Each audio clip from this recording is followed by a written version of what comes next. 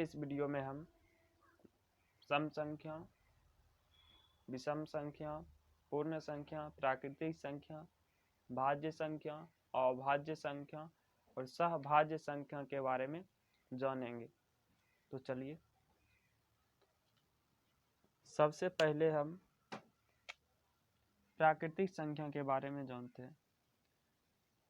गिनती की संख्या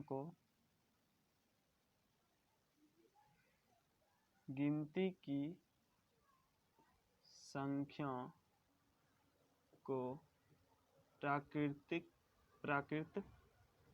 संख्या कहते हैं। प्राकृत संख्या कहते हैं। उदाहरण के लिए जैसे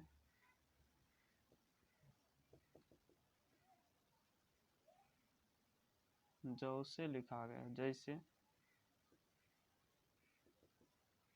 1 2 3 4 और अनंत तक। मतलब गिनती की संख्या को प्राकृतिक संख्या कहते हैं, जो 1 से चालू होगा और अनंत तक जाएगा। उसके बाद पूर्ण संख्या। गिनती की संख्या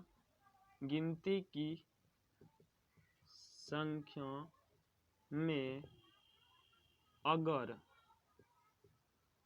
शून्य लगा दिया जाए,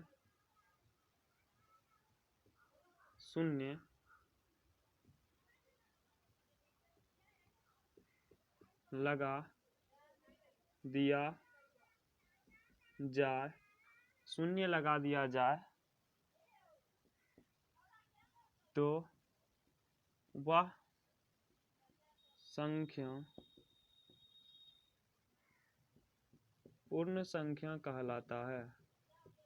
पूर्ण संख्या कहलाता है। जैसे गिनती की संख्या 1 2 3 4 5 से अनंत तक होता था, उसी तरह इसमें यदि हम 0 लगा दे तो यह पूर्ण संख्या हो गया। इसी तरह सम संख्या को भी जान लेते हैं। सम संख्या जिस संख्या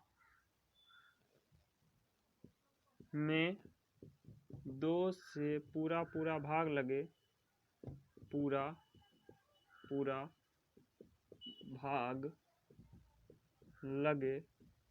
वह सभी संख्या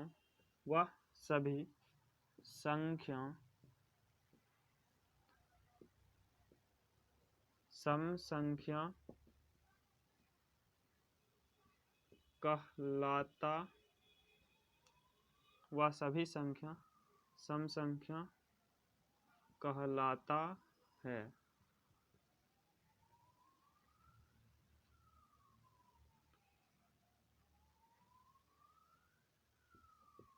जैसे 8 10 20।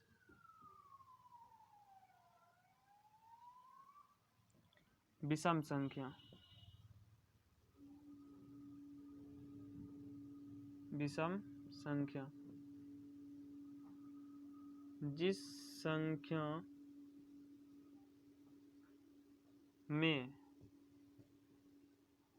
2 से पूरा भाग ना लगे। जिस संख्या में 2 से पूरा भाग ना लगे, वह सभी संख्या विषम संख्या कहलाता है।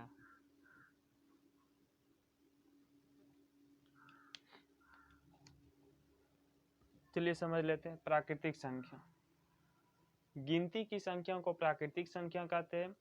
जैसे हम गिनते 1 2 3 4 5 6 7 8 9 10 से अनंत तक, यह सभी प्राकृतिक संख्या होता है।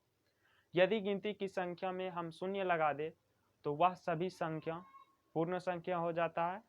सम संख्या जिस संख्या में 2 से पूरा भाग लग जाता है, उस सभी संख्याओं को सम संख्या कहते हैं, और जकरा नहीं लगेगा वो सब विषम संख्या हो जाता है।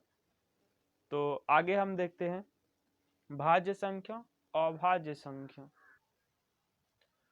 पूर्णांक संख्या, जो संख्या पूरा हो और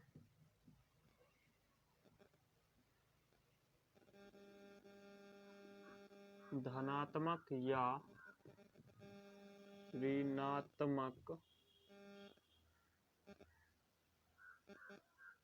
हो, वह सभी संख्या पूर्णांक संख्या कहलाता है। वह सभी संख्या पूर्णांक संख्या कहलाता है। जो संख्या पूरा हो, चाहे धनात्मक हो या ऋणात्मक हो, वह संख्या पूर्णांक संख्या कहलाता है। इस संख्या में बट्टा, दशमलव, भिन्न ये सब नहीं चलता है। मतलब पूरा हो, या पॉजिटिव हो या नेगेटिव हो, लेकिन पूरा हो, वह संख्या पूर्णांक संख्या कहलाता है। पूर्णांक संख्या को दो भाग में डिवाइड, मतलब एक धनात्मक पूर्णांक और ऋणात्मक पूर्णांक। धनात्मक पूर्णांक उसे कहते हैं जिस संख्या के पहले धन का चिन्ह हो या प्लस का चिन्ह हो। ऋणात्मक पूर्णांक उसे कहते हैं जिस संख्या के शुरू में ऋण का चिन्ह हो या माइनस का चिन्ह हो, उसे ऋणात्मक पूर्णांक कहते हैं। उसके बाद चलिए भाज्य संख्या और अभाज्य संख्या।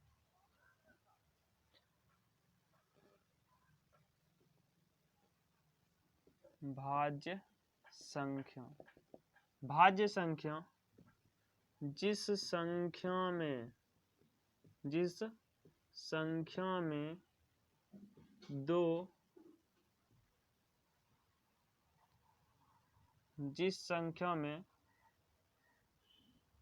दो से अधिक संख्याओं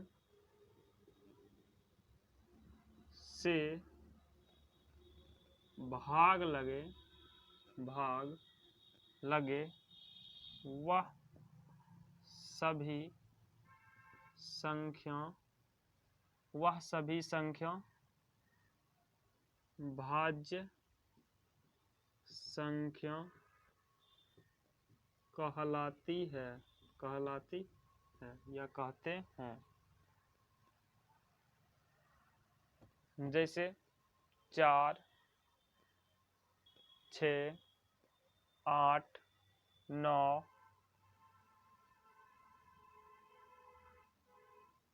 उसके बाद अभाज्य संख्या,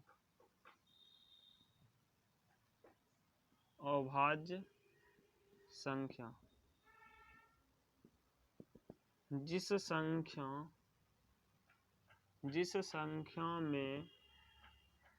संख्या में केवल दो संख्याओं से भाग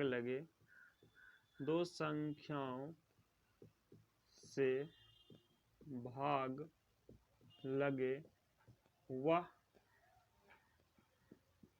सभी संख्या अभाज्य संख्या कहलाते हैं। जैसे 2, 3, 7, 11, 13। उसके बाद सहभाज्य संख्या, सहभाज्य संख्या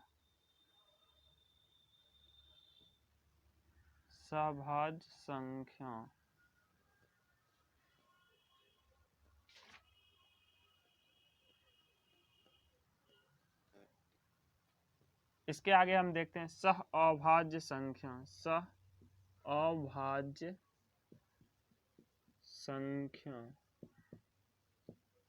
सहअभाज्य संख्या जिस संख्या के बीच का 900 मतलब निकटतम समावर्तक एक हो वह सभी संख्या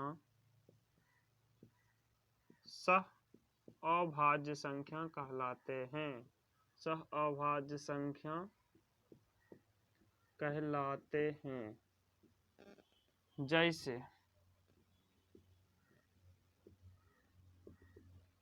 जैसे 3 4। अब 3 को हम 4 से जब मौसो लगाएंगे तो 3 एकम 3 घट के आया 1 और 1 में 3 से लगाएंगे तो 3 मौसो आ गया 1 मौसो 1। तो इसका मतलब यह सह अभाज्य संख्या है। तो मिलते हैं अगले वीडियो में। जय हिंद।